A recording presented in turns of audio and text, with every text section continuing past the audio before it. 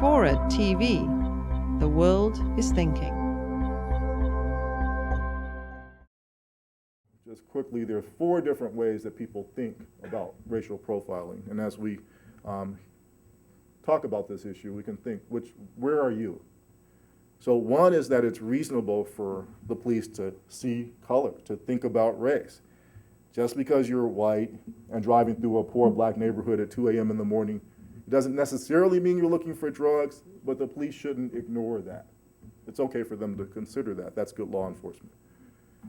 Second, it's unreasonable for the police to think about race at all. We're less safe, people who believe this say, when the TSA, when they spend more time looking at people who look Arab or Muslim, because the terrorists, if they know that's what you're looking for, they're just going to look different. Third, a lot of people think this, maybe some of you do. It's reasonable, it makes sense for the police to think about race, but it's un-American. In the United States, we don't judge people based on how they look. And the fourth is that it's unreasonable in the context of the driving while black stuff that Michelle and I have talked about, but it's reasonable in the context of airports for national security. You might be surprised who holds that view. Lots of people, including liberals like Barney Frank. Barney Frank says, well, you shouldn't do it. Police shouldn't do it for driving while black. It's a terrible intrusion. But in the airport, he says, if no harm's being done and you're not being in any way disadvantaged, it's not a big problem. So I'm going to explain why Barney Frank is wrong real quick, and then I'm going to sit down. If something's rational, that means that the benefit outweighs the cost. When people think about racial profiling, often people who haven't felt it, they underappreciate the cost and they exaggerate the benefit. The cost, you know it's not your fault.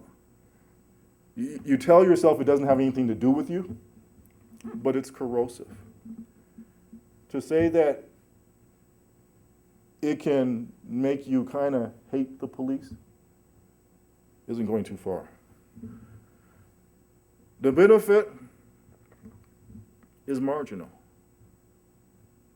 We have the wonderful team here today who's doing the New York case about racial profiling, and they'll tell you, 600,000, 700,000 stops, and 600 guns?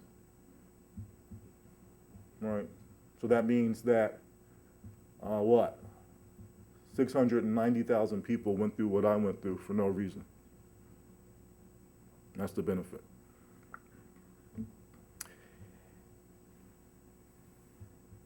A few years ago, actually about 10 years ago, DC snipers. Everybody in DC where I teach were talking about, well, who could it be? Who do you think is doing this? I knew who it was. I told my colleagues, what? Some crazy white boy. All I can say now is I'm glad that I didn't run into those 2 African-American men during that terrifying October. My false sense of security could have gotten me killed. And ultimately, ladies and gentlemen, that's a problem with racial profiling. It makes us feel more secure when we're not. As Michelle has so eloquently written, it's one of the main reasons why we have so many African-American people in prison.